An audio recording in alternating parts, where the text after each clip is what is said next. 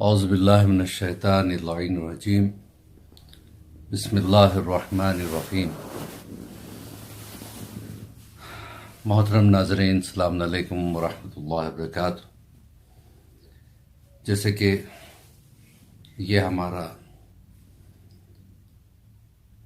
جو چینل ہے تربیت اولاد کے حوالے سے، آپ کو پتہ ہے کہ ہم یہ چینل خاص کر بچوں کے بیسک اسلامک ایجوکیشن کے لیے ہم نے بنایا ہے،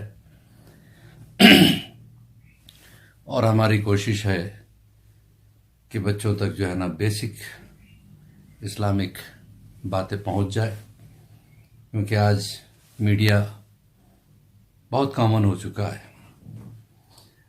اور آپ سے بھی ہم درخواست کرتے ہیں برابر کہ آپ نہ صرف خود اس کو دیکھیں بلکہ اس کو اپنے کانٹیکٹس میں شیئر کریں۔ ہو سکتا ہے کہ آپ کے اس شیئر کی وجہ سے کسی معصوم بچے تک دینی ایجوکیشن کی باتیں پہنچ جائیں جہاں پہ کوئی مدرسہ نہیں ہے۔ اب بغیر کسی تمہید کے ہم اپنے موضوع کی طرف آتے ہیں۔ گزشتہ درسوں میں ہم نے اصول دین اور فروع دین پہ روشنی ڈالی تھی، اس کے بعد انبیاء کا ذکر شروع ہوا جس میں جناب آدم کا ذکر چل رہا ہے۔ گزشتہ درس میں ہم نے کافی باتیں جو معلومات جناب آدم کے لیے بتائی تھیں، وہ یہ تھا کہ جناب آدم کی عمر کیا تھی، اور جناب آدم جب دنیا سے گئے تو کتنی اولاد ہو چکی تھی ان کی، تقریباً 40,000 کے قریب اولاد دنیا میں وہ چھوڑ کے گئے تھے۔ اب کچھ اور بیسک چیزیں جو اکثر لوگوں کو نہیں پتا۔ جناب آدم وہ پہلے انسان ہیں، پہلی شخصیت ہیں جنہوں نے روزے رکھے دنیا میں۔ یہ ہر مہینہ 3 روزے رکھا کرتے تھے، اور جناب آدم کو جب اچھا قرآن میں جناب آدم کا ذکر کتنی جگہ آیا ہے یہ بھی بہت ضروری ہے۔ قرآن میں جناب آدم کا ذکر 25 جگہوں پر آیا ہے اور 9 سوروں میں آیا ہے۔ اور جناب آدم کو جب اللہ نے جناب آدم کو بنایا تو اللہ نے اعلان کیا تمام ملائکہ سے کہ میں جب اس پتلے میں روح کو ڈال دوں گا تو تم سجدہ کرنا۔ تو بہرحال جب روح ڈالی گئی تو سب نے سجدہ کیا، لیکن شیطان نے نہیں کیا۔ اور شیطان نے یہی کہا کہ پروردگار، جب پوچھا گیا کہ تو نے کیوں نہیں کیا، اس نے کہا کہ پروردگار میں چونکہ جناب آدم سے افضل ہوں۔ یہ تکبر جو ہے نا شیطان کی سنت ہے، جو میں اللہ کو میں پسند نہیں ہے۔ انسان جو میں چالو کرتا ہے کہ میں یہ ہوں، میں وہ ہوں، وہ سب سے پہلے شیطان نے ہی کیا تھا۔ اور اللہ سے کہا کہ مجھے تو نے آگ سے پیدا کیا ہے، آدم کو مٹی سے پیدا کیا ہے، لہذا آگ مٹی سے افضل ہوتی ہے، میں کیسے سجدہ کر سکتا ہوں؟ تو اپنے سجدے کرا لے جتنا چاہے، میں تیرے سجدے کرنے کے لیے تیار ہوں، آدم کا نہیں کروں گا۔ تو اللہ نے کہا کہ اچھا تو نے تکبر کیا، نکل جا میرے دربار سے۔ اس نے کہا پروردگار، جو میں نے اتنے سال عبادتیں میں نے کی اس کا کیا ہے؟ کیا چاہتا ہے؟ کہ میں یہ چاہتا ہوں کہ قیامت تک کی زندگی مجھے مل جائے، کہ چل منظور ہے۔ میں یہ چاہتا ہوں کہ آدم کی اولاد کو بہکانے کے لیے مجھے اتنی طاقت دے دے کہ میں ان کے خون میں بھی رواں دواں ہو سکوں۔ میں سب کو بہکاؤں گا الا ان کو جو تیرے مخلص بندے، ان کو میں بہکا نہیں سکتا کیونکہ وہ بہکیں گے نہیں۔ اللہ نے کہا ٹھیک ہے، اس کو نکال دیا گیا۔ جب شیطان نکل کے دنیا کی طرف آ گیا تو شیطان کو ایک حسد ہو گئی جناب آدم سے، وہ تو روز اول سے حسد تھی۔ اب اس نے کیا کیا، جب دنیا میں آیا تو اس نے آدم کے خلاف جانوروں کو بھی بہکانا شروع کیا۔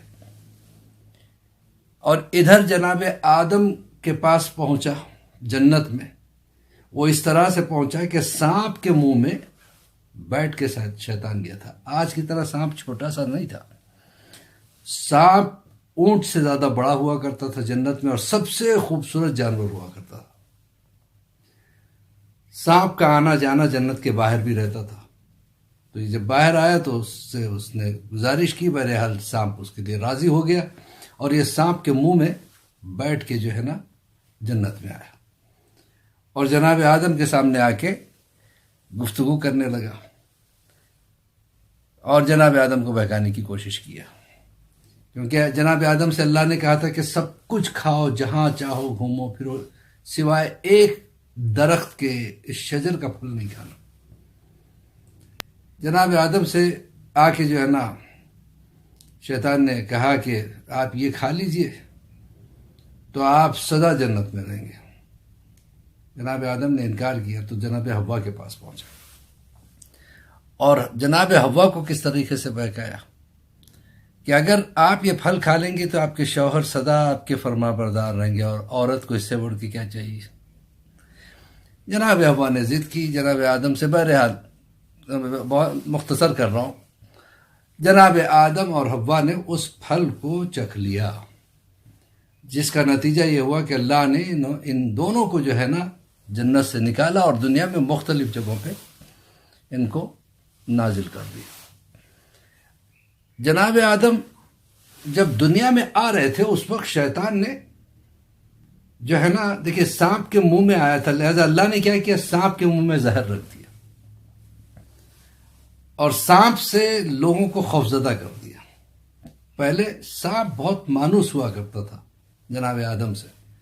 خیر، جیسے جناب آدم جب دنیا میں آئے تو سب سے پہلے دنیا میں کتوں نے جناب آدم پر بھونکا تھا، کیونکہ شیطان کے بہکاوے میں آ گئے تھے، اسی لیے کتے کو نجس قرار دیا اللہ نے۔ بہرحال، اور جناب آدم جب دنیا میں پہنچے ہیں تو اس وقت آپ سوچئے جنت جیسی جگہ میں رہنے والا جب دنیا میں آ جائے، اور دنیا میں اس قدر گرمی اور شدت کی، یعنی گرمی وغیرہ، جنت کی راحت کہاں تھی؟ تو دھوپ تیز تھی، جناب آدم اپنے آپ کو دھوپ سے بچانے کے لیے جس پیڑ کے نیچے جاتے وہ پیڑ اپنے سائے کو اونچا کر لیتا، اتنا اونچا کر لیتا کہ سایہ دور ہو جاتا، تو جناب آدم جب اس سائے کے نیچے پہنچتے پھر پیڑ اپنے سایہ کو چھوٹا کر لیتا، تو درخت بھی سایہ دینے کے لیے تیار نہیں تھے۔ ایسے میں ایک درخت نے جناب آدم کو سایہ دیا، وہ ہے انجیر کا درخت۔ اسی لیے اللہ نے انجیر کا ذکر قرآن میں کیا۔ اللہ نے انجیر کے درخت پہ وہی کہ جب سارے درختوں نے سایہ دینے سے انکار کر دیا تھا، تو نے کیوں سایہ دیا؟ تو انجیر کے درخت نے کہا، پروردگار اس لیے میں نے سایہ دیا کہ وہ جو بھی ہو ترک اولا ہو گیا تھا، لیکن تھا تو تیرا نبی، تھا تو تیرا بندہ، میں کیسے اس کو سایہ نہیں دیتا۔ یہی وجہ ہے کہ اللہ نے انجیر کے درخت کی خاصیت یہ بنا دی، بوٹنیکلی انجیر کے درخت کی جو لکڑیاں ہیں وہ آگ میں نہیں جلائی جا سکتی۔ اس کی وجہ کیا ہے؟ اس میں اتنا واٹر کنٹینٹ رہتا ہے کہ 70% واٹر کنٹینٹ ہونے کی وجہ سے وہ لکڑیاں جلتی نہیں۔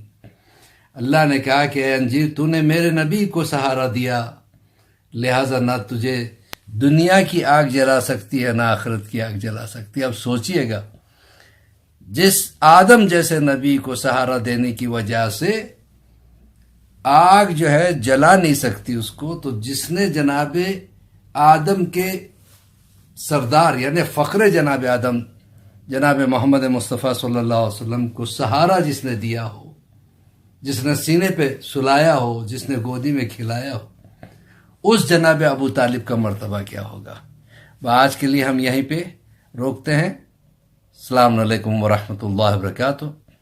اللہ آپ تمام حضرات کو سلامت رکھے، آپ کی پریشانیوں کو مولا دور کرے، اور امام زمانہ کے ظہور میں تعجیل ہو، اور ہم سب کو امام کے چاہنے والوں میں شمار فرمائے۔